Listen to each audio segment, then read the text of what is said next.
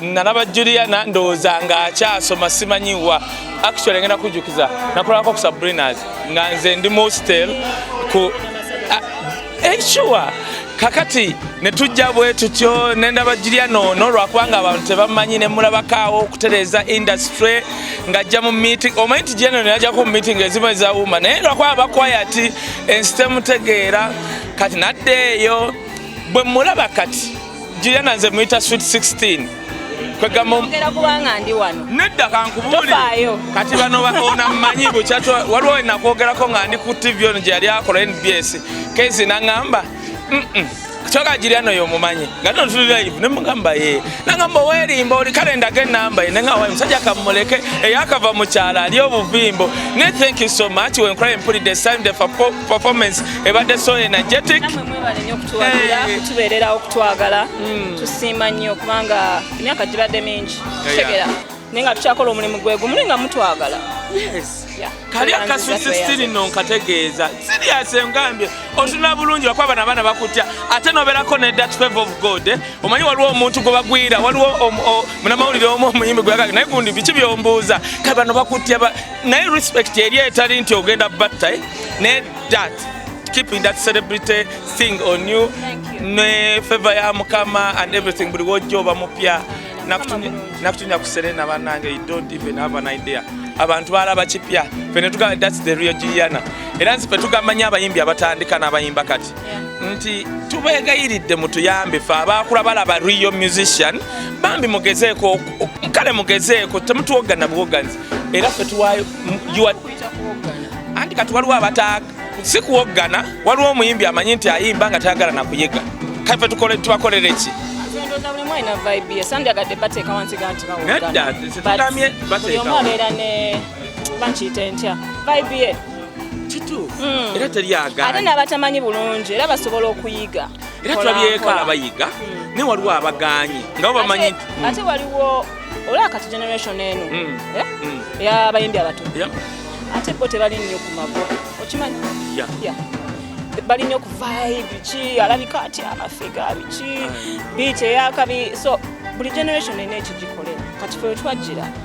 olina okuba nga oyimba si byakwekwasa so byanjawulo nze ndooza we let them be mu vibe zaabwe tekirina buzibu saba munzikirize ngende nkole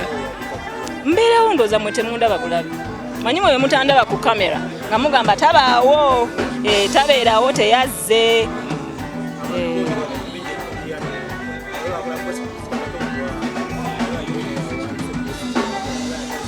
mukama amuwa omukisa naye oli alinako kamuddemu gwe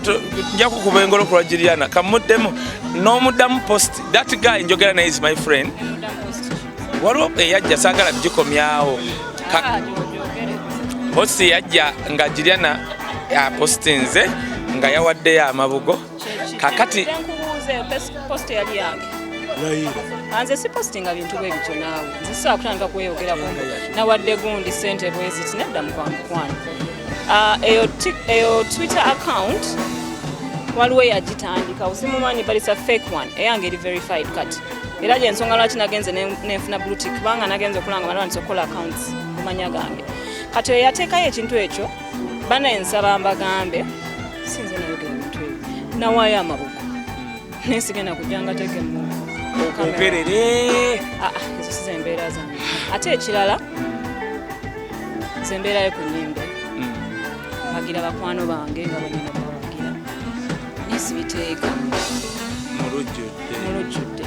oba okitegeera bulimu abeera n'embeera ze and people shouldn't take it out on you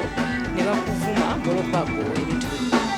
it's okay obutakola bintu mu kamera kiri okay kuba tomenye etteeka waliwo abantu abagala kamera ate nabo si kibi si musango ni waliwo n'abagala okukola ebintu byabwe quietly I'm one of those people okitegeera ne bwe mba ngenza okulaba omulwadde sigenda kwekubisa kifaananyi na mulwadde sijja kikola so people need to be okay with allowing people okubeera themselves ate kambabulire omuntu okujjako nga tayitangako mu mbeera ebyo simanyi kamera simanyi ozzeeyo okotoja omuntu atudde wali ku mufaalisa aba tabifanako tabibeera nako omuntu gwaze n'omubuuza in person n'omukamfatinga genuinely tajja kwerabira nkimanyi kuba nakiyitamu okitegeera so I know that it means more okugenda mu kifo ng'ekyo n'osaasira abantu abafiiriddwa ate n'okikola genuinely n'otagenda mu bandabe otherwise beere waka kitegeera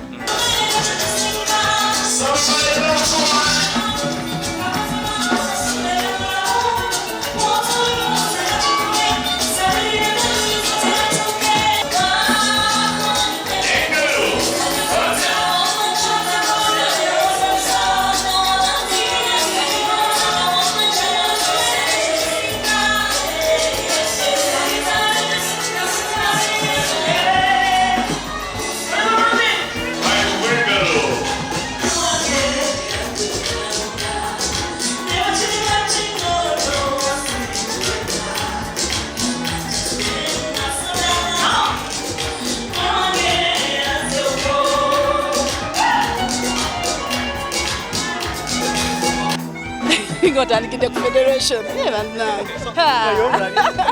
ono wisdom anyambeko ku kya federation kubanga nyinza okukuba embogo biyinza okunnema nenjogera byesitegeera mubuuzeeko kino kyokka kimu tulina omusumba omu kati wano tuli wa musumba kati kambuuze tulina omusumba omu agenda n'atugamba ayogera ebitakwatagana ku bufumbo naki bwe tulabye nti kyonna muyaga ogubaddewo ogumidde mu bufumbo omusumba oyo alina radio ne tv wagatta obufumbo bwabeera kuli naavuma Bobi Wine wavuma omusumba ono gwova kikyoyogera ku musumba oyo kubanga tusobola okubanga tuli wano tumwogerako naye nga omuwolereza yebanaye nga tulina music okusooka neebaza okuba nti Pastor Kayanja ainvitinze makage okwentertaininga abantu bekyo kikulu nnyo kubanga munange tuyimba naye ate music abamulaba nate ne batuinvite nate munene ne batuwa ne kasente kikulu nnyo mwebaza nnyo era kyensaba wabaawo ebintu byonna bikwasa Mukama kyekisinga obukulu omusumba oli kubayita niyo nzima naye lwaki tetwazze wali bwetuyingira nze nayingira mu industry y'amazima so kakati buli woyingira mu kintu ng'oli muto abatakulaba balina kye bakukola ki ate nekirala nenyigira mu bufumbo era ng'emyaka eragyejo naye ate kirungi era bwenkyali mwera mbwenyumiriza sikiinaako kati olwo abagoba ani ekyaki ekya wisdom wisdom nze era nabagambye nti kati mwe mugenda ne mulaba wisdom kaya wakati nange wisdom ayogera nedda kuva mu school kwaya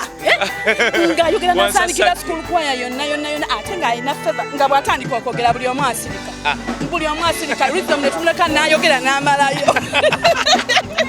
kati kinnewuunyisa era ogwatuka benawenga nange laba wisdom kenyini ke yakolanga edda era kati kyaliko naye ate ayogera sense ono gwolaba ono ayogera sense nga bw'okiwulira ya gospel music yali mu school kwaya naye ng'ayimba gospel sijalabika mugere muzinoonye obadde ki ayinza okweyandikendeeza bukendeeza nabikendeeza mwanteeka mukulwanirira bantu okitegeera ate nga nakyo kikulu nnyo era nga nakyo kikulu kyekyo